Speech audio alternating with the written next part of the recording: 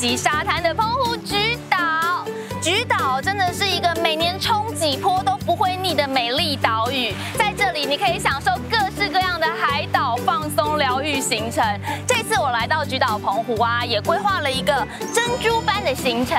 珍珠般的行程呢，就是除了菊岛本身是一颗珍珠之外，还可以感受海上晶莹剔透的油气活动，以及呢可以享受晶莹剔透的冰庭。另外啊，还有珍珠一样让人放松又觉得尊荣的疗愈级饭店，要带大家一起去享受。珍珠行程就此开始。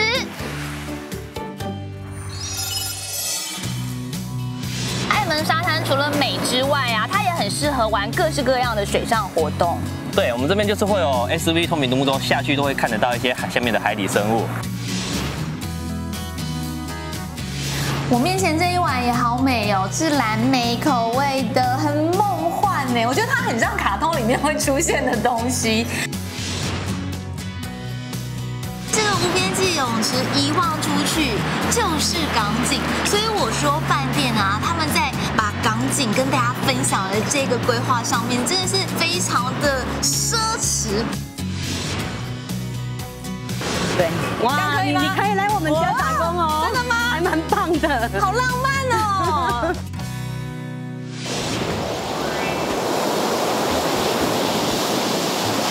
如果一个人的美有3分，拥有了这艘船就可以增加为10分。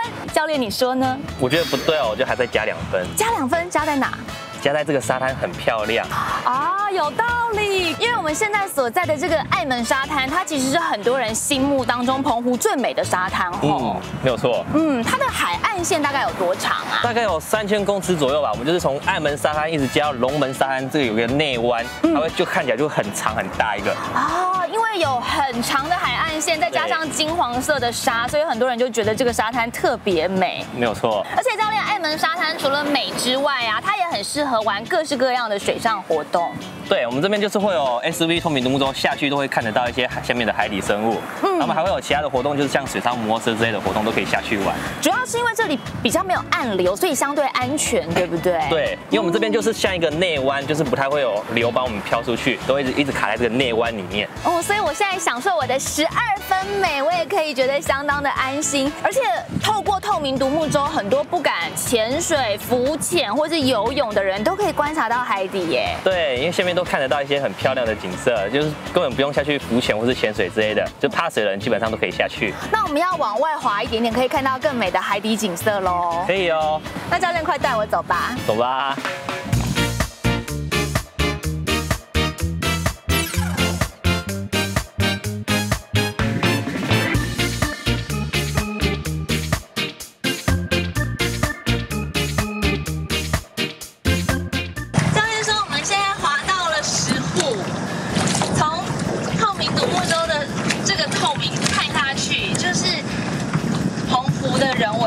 就是我们大家比较熟知的石沪，以往可能都是在岸上，但现在我会滑在石沪的正上方。所以教练，这一块一块石头都是吗？对，那边都是。哇！因为现在是涨潮，有点看不出来它的形状。所以如果退潮一点的话，就会看得出来整个石沪的形状。对，退潮的话就完全看得出来。哇！它就是有点石灰，因为它是100年前的鱼。对。但现在还是会有鱼不小心游进去吗？对，还是有一些鱼会游进去啊。哦，找找看，应该有点困难，因为现在涨潮比较看不到有鱼游进去。可是可以这样从上方观察石沪，感觉很不一样，而且感觉那个石沪离我们好近哦。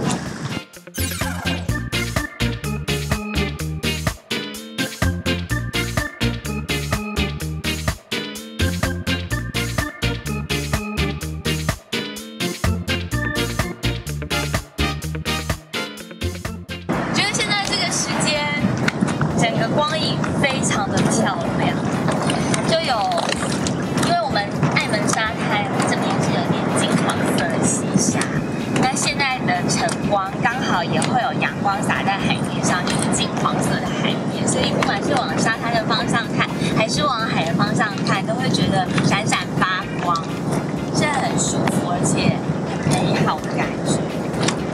那个光影好漂亮，这样子我们应该可15分饼5分美，再加5分的太阳。对。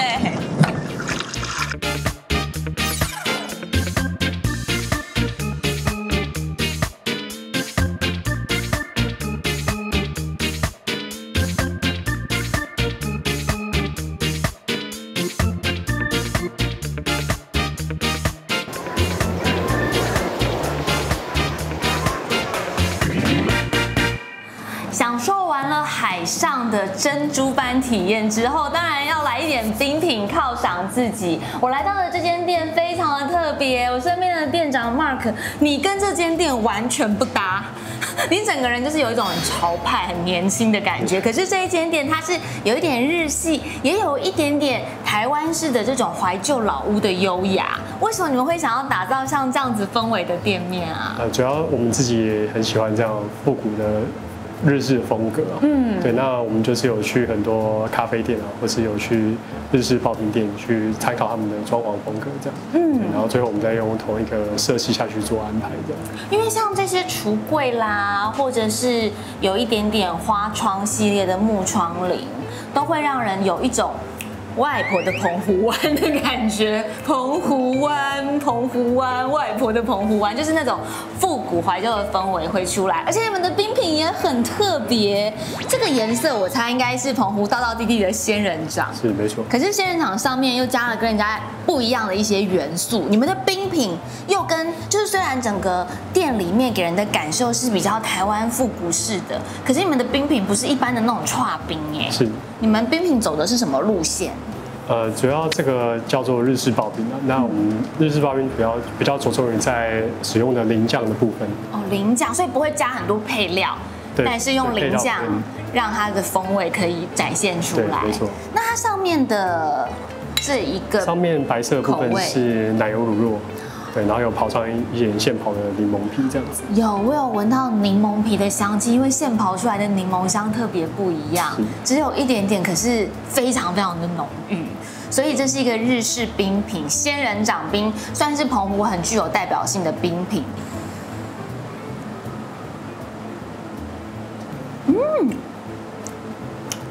这个仙人掌酱调得好好哦，仙人掌果酱一般就是会有一点点酸甜的感觉，可是它酸甜的感觉比较没有那么的浓郁，它的清爽感会更像那种澎湖吹来的风，清爽感非常的好，而且这个乳酪会让人觉得很蓬松，因为乳酪是比较浓郁的口感，然后仙人掌这样清爽的口感、酸甜的口感加在一起，就会觉得有一种飘飘然的感受。加上柠檬本身当然又很清香，所以会觉得整个人一口吃进去的时候，好像体重减轻了3-5公斤，有一点点往上飘的感觉。哇，这个很好吃哎，好推荐大家哦。它里面还有内馅吗？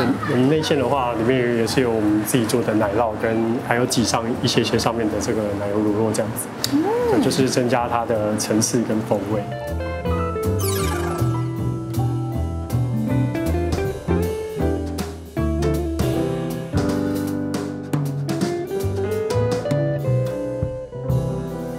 我面前这一碗也好美哦，这是你们的期间限定口味，对，没错，是蓝莓口味的，很梦幻呢。我觉得它很像卡通里面会出现的东西。那这个蓝莓酱也是你自己调制吗？对，这个里面有用到牛奶酱，然后蓝莓起司酱跟蓝莓酱这样子，有3种酱料。所以你每天在备料的时候就要熬煮很多的果酱。对，没错。但熬煮果酱其实很费时间耶。对，其实备料的时间是蛮长的。哦，而且我面前的这一个期间限定口味，它很像一个礼物盒，有没有很像那种杯子蛋糕？然后上面还有蝴蝶冰，像是礼物盒上面绑了蝴蝶结，还有很多小惊喜在里面。所以这个也有内馅。对，也是有内馅的。来，我来看看它的内馅是什么呢？它里面的内馅的话，是我们用焦糖饼干去做的一个冰淇淋这样。哦，真的哦。因为就是想说，澎湖的夏天很热嘛，然后就是在做一个跟冰有关的东西放在里面这样子。我觉得蓝莓酱好好吃哦，你这蓝莓酱可以单卖吗？可以单买，因为蓝莓酱非常好吃，非常的甜美。可是它的甜美不是用甜来取胜，它是用果粒本身的那个果香，这个果香的感觉很浓郁，真的是会有一种芬芳的口感，好好吃哦。然后里面的焦糖饼干冰淇淋，对，没错，我看到了。哇，好香，好好吃！因为焦糖啊，它是一个很讨喜的口感，但是它是偏甜。然后蓝莓酱那个果香，它没有说非常的甜，可是果香浓郁，配上焦糖这个甜度的香气，整个真的很搭哎。吃你们家的冰，很像惊喜包，很像在开惊喜包一样，就是说，而且是一层一层的惊喜包，就开了惊喜包，发现里面还有一个小配料，或是里面还有小巧思，也很像俄罗斯娃娃。我吃了一层，哎，里面还有一层，哦，里面又有一层，就有很多不同的这个口感啊，还有你一直吃会一直变化的惊喜在里面，超推荐大家来吃的。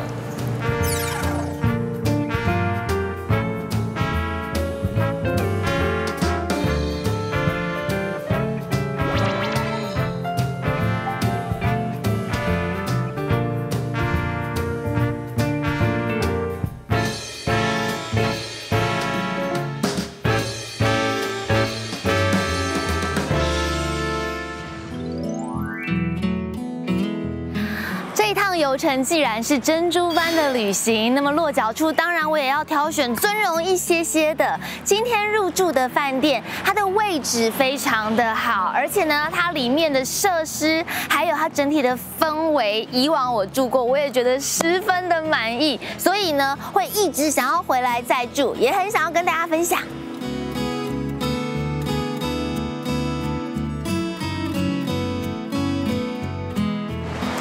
进来就是气派又有一种温暖的感觉。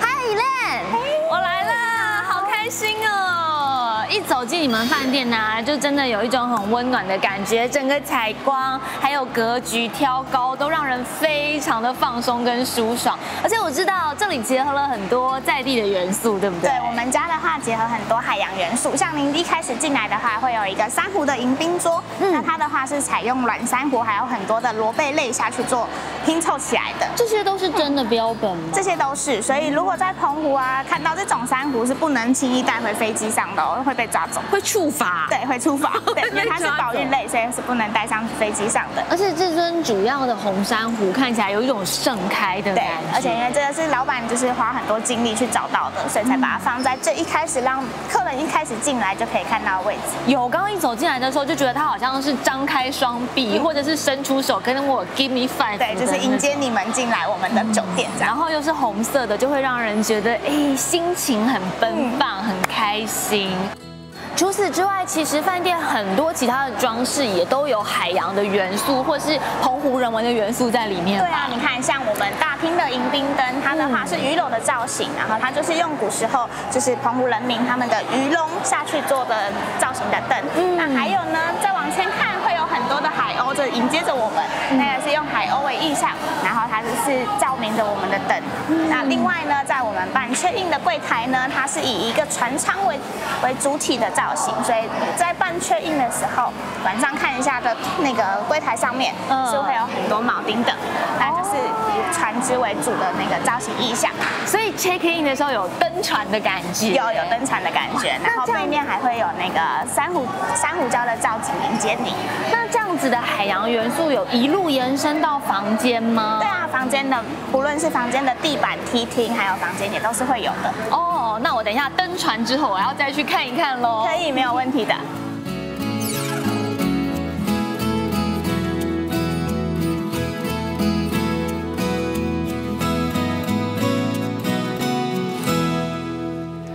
房间很宽敞，而且整体来说是一个木质色调，配上很温润的色系，好有温暖的感觉哦。而且一走进来就看到一整面的窗户，这个采光跟视野也太好了吧！外面有一个小阳台，它面对的是公园市景，很疗愈。视觉很舒适，因为有大片的绿意之外呢，它有侧港景，是可以看到这个港边的景色。我觉得两个相辅相成，让人觉得哇，进来就是心旷神怡。而且我刚刚只注意到这一个小阳台，没想到它竟然有2个阳台。从客厅延伸到卧室，另外还有一个更大的阳台，它面对的是正港景，而且我现在就看到船缓缓的要驶入港，就有一种船往我开过来的感受。也就是说，躺在床上睡醒的时候，有可能就会看到去外面捕鱼完之后的船正慢慢的往我开过来，这也太疗愈了吧！哇，出来之后，整个阳台的感觉好舒爽哦！这种港口的味道就是度假的味道，而且它这个正港景啊，其实真的是很宽呢，视野大开。我在这里还发现一个小秘密，就是旁边它的浴室泡澡区，浴缸是步入式的浴缸，所以浴缸正对的也是港景。港景在这边是一个很奢侈的享受，好像挥霍式的让你感受港景，这就是澎湖的魅力。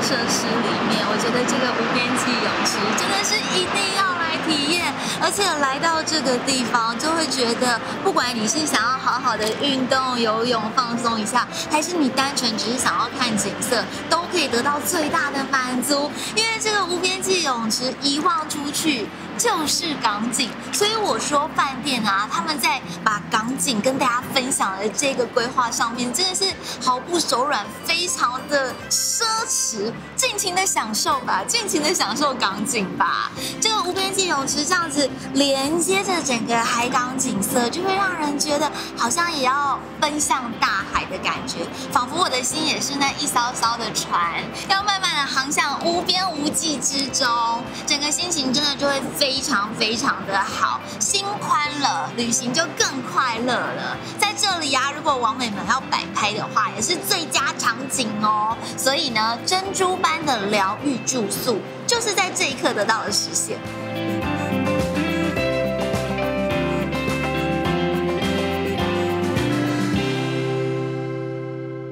来澎湖是不可能不吃海鲜的，尤其我入住的饭店就离海港这么近，当然要吃精挑细选的料理。在我身边的副主厨特别准备了这一桌。其实，在我们饭店的中餐厅里头啊，这一些料理很多都是很流对不对？对啊，我们是以那个澎湖的在地新鲜食材。而且鱼市场就在你们饭店的对面，对，是不是料理？好像那边有鱼货进来了，马上可以优先挑选。对，我们差不多是这样。啊，所以一般吃澎湖的海鲜，我们觉得已经是首选。你们等于是首选当中又更首选，因为你们食物里程比人家还要短。没错。哦，太有优势了。来到澎湖啊，这么多的优质海鲜里面，小馆一定是不能错过的吧，副主厨？对。有什么特别的料理手法吗？因为我看这个小馆上面橘色、金黄色的，不知道是什么。它是蒜头，我们把它打碎以后炸过的蒜酥。这个料理手法是不是跟一般我们吃川烫啊，或者是吃煎烤的小馆不太一样？不一样，它是我们澎湖在地的传统，叫靠锅。靠锅。对啊，它是以高温的油煎方式，然后下去锁住小馆的甜味。那吃吃看澎湖的靠锅料理手法。太脆了吧！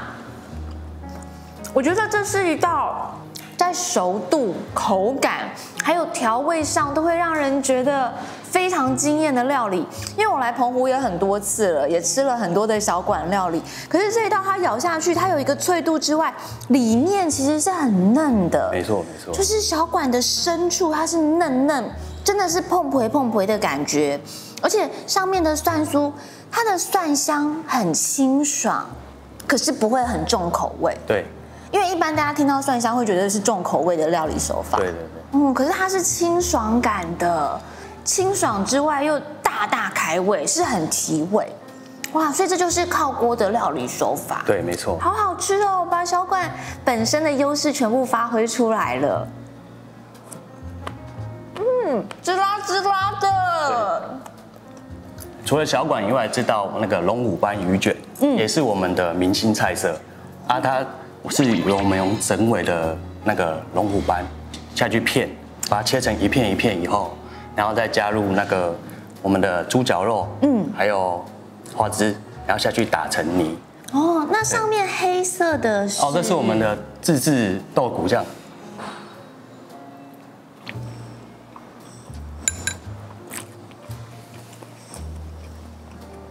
我觉得很神奇，因为大家知道豆鼓其实是一个味道蛮重的，常拿来拌饭啊，对，或者是你要下酒菜，你就会用豆鼓来调味。可是我刚吃进去的时候，豆鼓的香气，它有一种回甘的口感，它完全不会抢掉龙虎斑本身鱼肉的那个甜味，甚至就是把它衬托的更香更甜。没错，因为龙虎斑的肉质本身就非常的抢戏，所以咬进去的时候，那个有一点嚼劲，可是又很嫩的口感，完全的彰显无疑。然后它的油脂分布非常好，对，那个包的海陆双拼里面的陆就是花枝丸加猪脚肉，超 Q 的，对，咬下去也是会短短短。所以整体来讲，口感也很有层次，整个调味也让人觉得，哎，海鲜的鲜甜有了，豆鼓的回甘也有了，是非常爽口的料理耶，好好吃哦。副主厨，你们很喜欢加一些新的小小的巧思在菜色里面，比如说这一道牛肉料理，如果你不说的话，我猜不出来它是牛小排。我们是用我们自己的中式烹调方法，用加入我们的那些秘制香料，然后一些中药材，小火慢炖，用半卤半泡的方式，哇，让它味道吃进去。那这一道是不是也很花时间啊？对对对。大概要花多久的时间料理？可能要花整天的时间。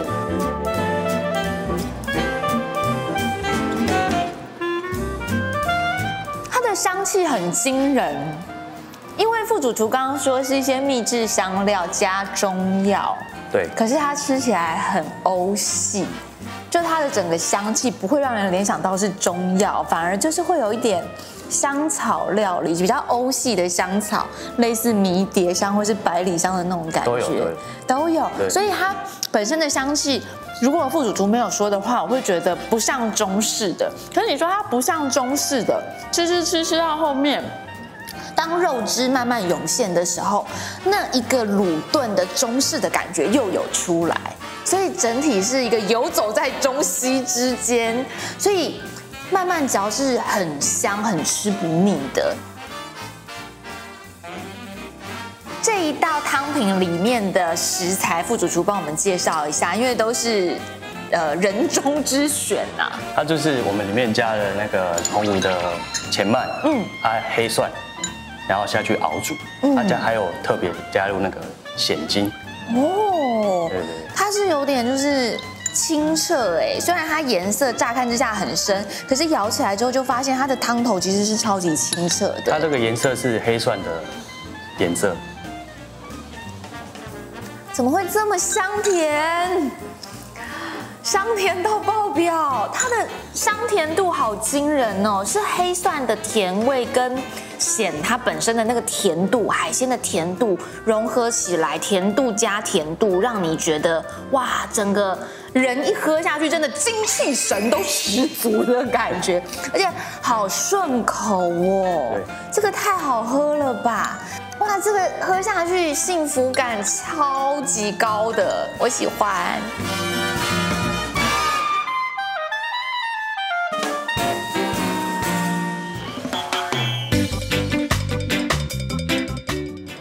俗话说得好，早起的鸟儿有虫吃，在澎湖是早起的人儿有鱼吃，对不对？许大哥早。然。谢谢许大哥，今天真的这么早就陪我出门，因为我们现在时间不到早上的6点钟。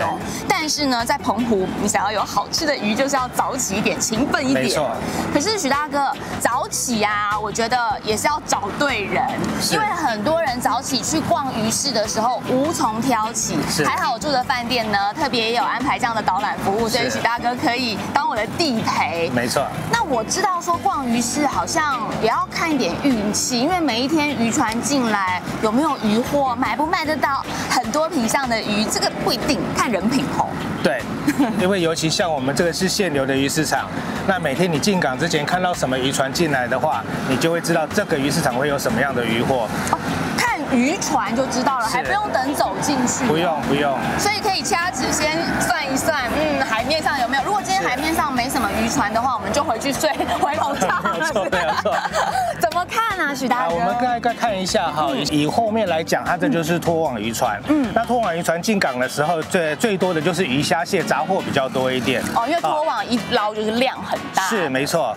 那再来还有所谓的夜照船，夜照船就是顾名思义，上面有2排灯泡的船。是小管船吗？对，一般你们说的小管船，那它是以捕沙丁鱼跟头足类为主。所以不止小管。对，也是这个季节的大宗。那再来的话比较特别一点，中间它有一些渔船上面有很多篮子，里面有绳子跟钩子，这叫做台湾盐绳钓。那这种渔船进港的时候就更好了，它会所钓的鱼都是非常高级的鱼，比较底栖的鱼，像石斑、亲嘴加治加辣、莺歌鱼都可能进港。所以我们今天运气很好，大宗的也有，高档的也有，季节性的也有，头足类的也有，对，所以在地的通通都有了。是，2个人人品爆表，你看看许大哥。对啊，所以你看到后面有很多海鸥的情况之下，就代表今天有很多的沙丁鱼去港，因为它的主食就是沙丁鱼。所以不只看渔船的种类，还可以看海鸥有没有在飞。对，它是跟着渔船从外海进来的。对耶，许大哥这么一讲，我才注意到，因为一般海鸥可能在海面上盘旋，但是现在这些海鸥群们是绕着那个渔船。对，所以它是跟进来吃沙丁鱼的。等于就是他们海鸥也知道现在正在下渔货，就对。没错。很聪明哎。所以我们看这几个特征就知道这个渔港今天应该会有什么样的渔货进来了。哇，那今天样样有，样样种类繁多。是，感觉我钱好像不一定带的。没关系，我们这里有宅配到府服务。还有宅配到府服务。是，太好了。没关系，因为我相信在澎湖买啊，一定也是在我们本岛买的时候 CP 值更高。大概都是批发价。对，好，许大哥，那我们赶快去大肆采购。好，谢谢。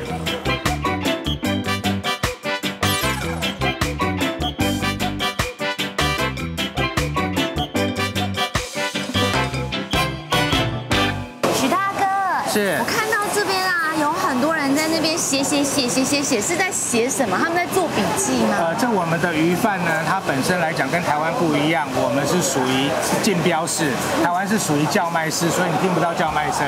那竞标式上来以后，就是把鱼货的种类分大小，分一堆以后贴上号码牌。专业的承销人他是用写的，然后集中在一个盒子里面，然后开标的时候就有点类似我们的标会一样，打开以后每一个号码价高者得标，所以全程不会有叫卖声。那这样子的话，就要有一点勾心斗角。对，大概要知道行情价。你要猜一下别人可能会出什么价。对，所以他们的误差有时候就在1-2块之间而已。所以只能一次吗？对，只有一次机会。写完以后开标就没有机会了。真的啊？是。因为如果是叫卖的话，你听别人讲什么，你可能还可以再往上加，对，它就是一直标上去。对，一直往上标。但是这没有，这就是一翻2瞪眼。所以叫卖式的会有第2次、第3次、第4次、第5次机会，你只要愿意加钱就可以。你愿意加高的都有。这个就是错过，就像那个爱情一样，错过可能就没有了。是的。哇，那这是不是也跟澎湖人的个性有关啊？为什么不大方的把它喊出来呢？要这样子安安静静、稳稳静静。其实这是传统文化之下所引申以来，这多年以来就是一直保持这样的现状。所以其实一般的民众不太能参与这样的竞标，是，这一定要有专业的承销人才可以。对啊，而且就算我有方式，或者是我有朋友有证照，可以跟他借来用，我也不知道行情。不行，是不是？不行，也不能这样。他一定只认定那个承销人，特定人士才可以。没错，对了啊，难怪我觉得那些在写的人，他们看起来也都很厉害，神情都透露着有一种对这里熟门熟路的感觉。没错，就势在必得。对。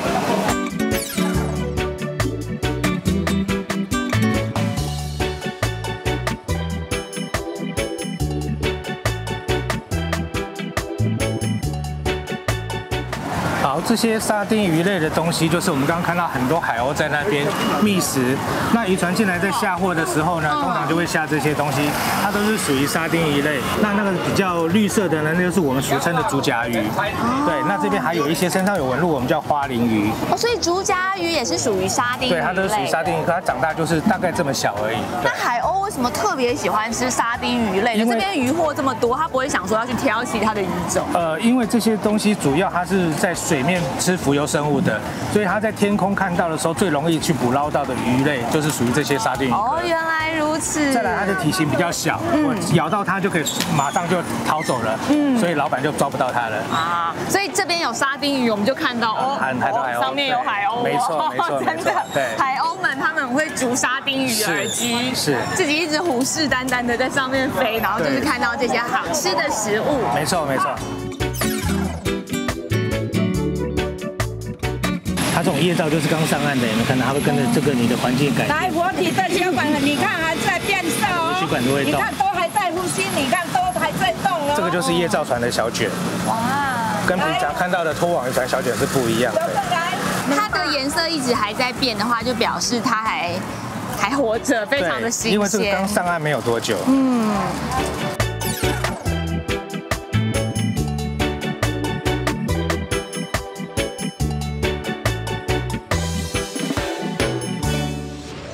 来自在地人的情报，澎湖有一样很珍贵的伴手礼。这一项伴手礼呢，它传承了很多代的记忆，也是很多人童年的回忆，那就是枕头。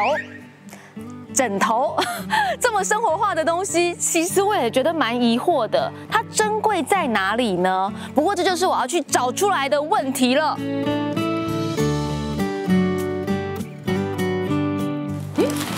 安珍吗？你好，我是 Windy， 我有跟你约。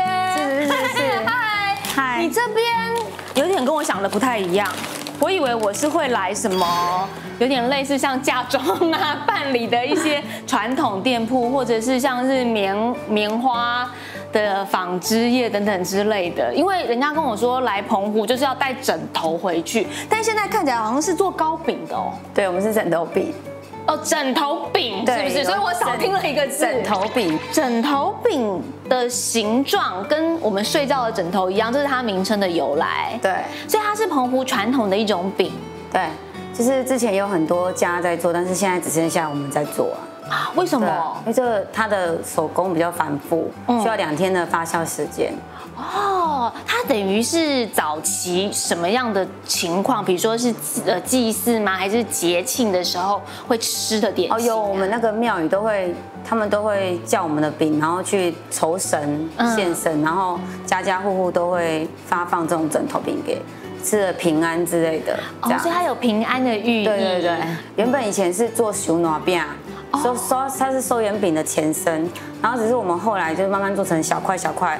方便给一些渔船出海的时候可以食用，这样子。所以它功能很多它真的也跟宝宝有关，就是秋暖，然后出海的时候也是。出海有些人的面包只能放3天嘛，对，他就会这个可以放1个礼拜，他拿去出海的时候可以慢慢吃，这样子。很多用途所以算是澎湖的一种代表性糕点。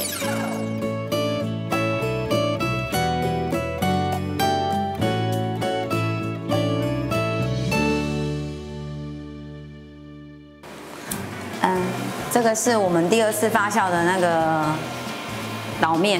哇，为什么有这么浓郁的，有点像酒酿的味道，很香好浓郁哦！而且这样看起来好像那个浓的 cheese 的感觉。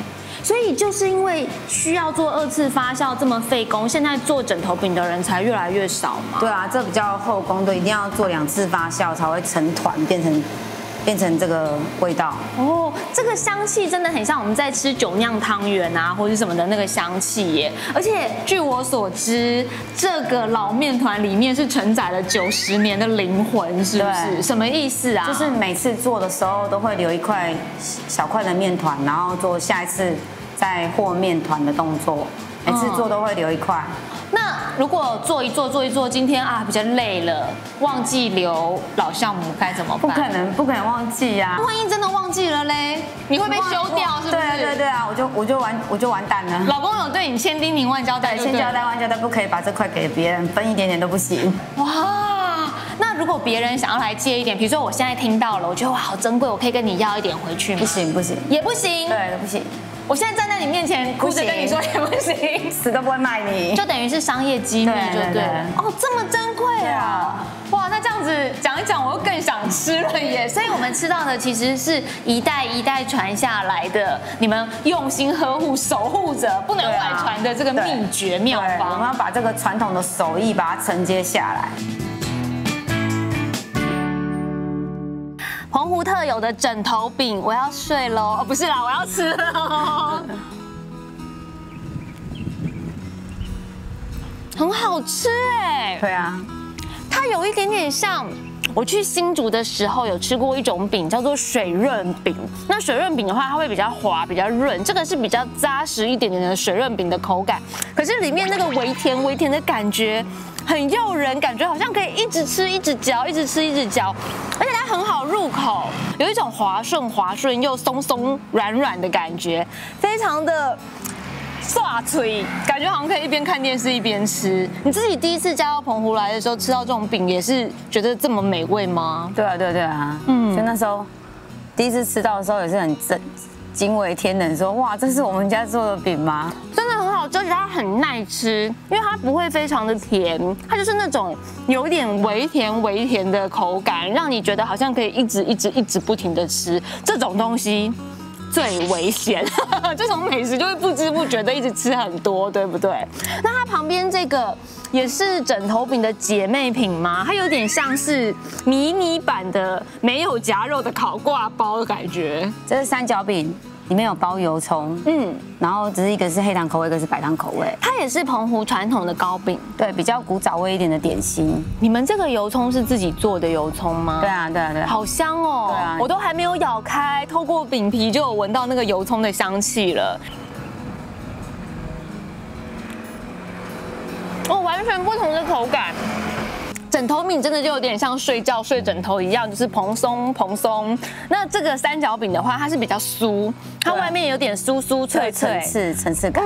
而且你们的油葱真的很香，对，它营造出一种肉饼的感觉。对。没有加肉，可是有那个肉香，对，甚至有肉松的香气，对，都是用油葱来营造出来的。这两种饼我觉得是截然不同的感受哎，但是最好都带回本岛去，因为本岛是买不到的哦。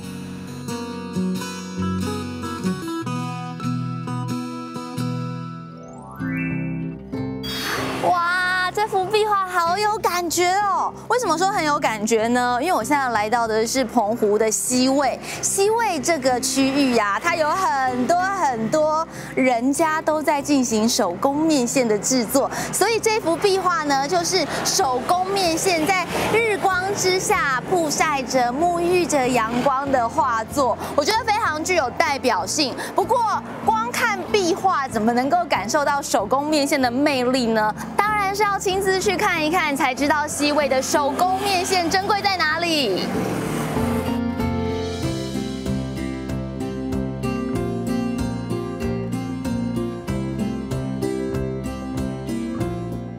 好好看哦，是面线海的感觉。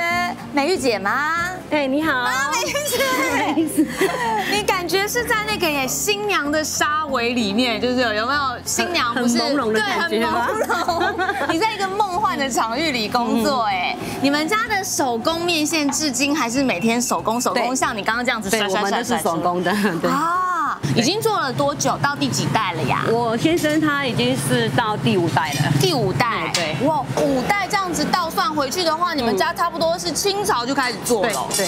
哦，从清朝开始做的这个由来大概是什么啊？为什么澎湖会这么面线有这么的有名？哦，因为它这个是从我婆婆的娘家，它就是传承下来。因为本来是男生才可以继承。哦，不然的话，早期女生是都不能碰吗？对，都不能碰。还是说只是技术不传给女儿？这技术不传给女儿，但是可以帮忙。对，可以帮忙。这样我就放心了。那我也可以帮忙吗？可以啊，可以啊。那你要不要体验一下？好啊。为什么会有白色跟绿色两种？哦，因为白色就是最早是我婆婆他们祖先他们都是做白色的，然后后来是这个绿色是我们研发的。研发的是什么口味呢？它是海藻口味，有点像日式抹茶的那种感觉。对，因为很多游客来都会说我们是那个像抹茶。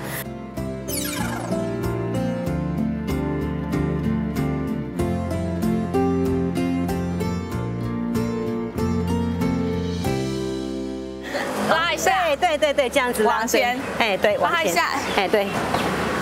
哇，你可以来我们家打工哦，真的吗？还蛮棒的，好浪漫哦。那个面线在我面前舞动甩动，就是有一种他们像海浪一样在跳舞的感觉。对。那它不是一次就把它整个全部拉长拉开，是不是？因为我刚刚看好像你们有长有短，对。然后这个还没有到最细的状态，因为它要让它有那个自然发酵，它不可以说一次性拉的话就会断掉，而且也拉不长。哦，所以其实要分好几次就对了。哦，难怪就是一次弓先稍微甩一下，放一下之后再第二次弓、第三次弓。对。好，你是后退，慢慢的后退，对，你拉一次后退一次，对。OK， 这样，对，这样，对。不能再拉了。可以再拉，可以再拉，还可以。对，还可以。后退。对。后退，对，这样可以吗？可以。我觉得粗的开始拉的时候还比较安心，到它变越来越细的时候，我心里还蛮那个。哇，美玉姐甩的好好看哦。没有。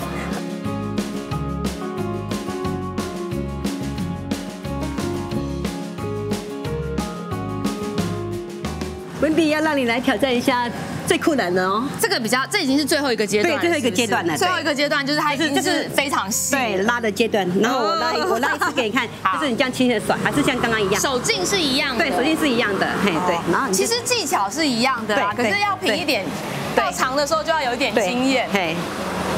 哇，很棒，真的有，你真的，我很小心翼翼。可以，需要大幅度一点。可以，这样子，对，差不多，还可以再长吗？再一点点，好，这样。其实我都有点不敢往后走，我就是甩一下，有点不敢。你看我的脚步也是还蛮那个，就是这样子甩，然后它就是有一个，就刚好这个长度。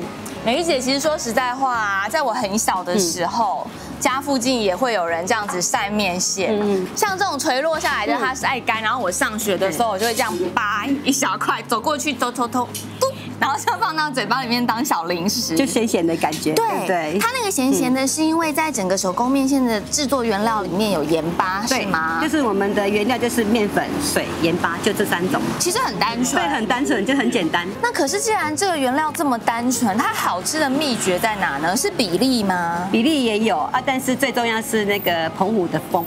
跟它的太阳跟台湾比较不一样啊，原来如此，所以它好吃的秘诀是在于每一家自己的比例可能拿捏的好，再加上天然环境造就的好吃。那因为我们这里没有污染，其他地方就真的比不上啦，对不对？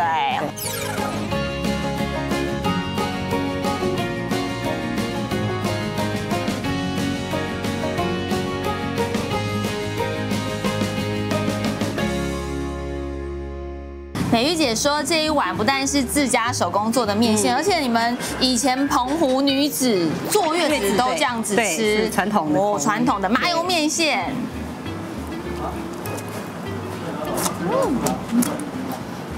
觉得怎么样？好好吃哦！感觉好像为了这个可以再坐一次月子。哎，没有，我说了什么？好，你要坐月子来，我帮你做。但是很好吃，是因为。就像美玉姐说的，我觉得自己晒过之后再吃面线特别有感，它就是会有一种刚刚你拉的关系吗？也是因为我有加分。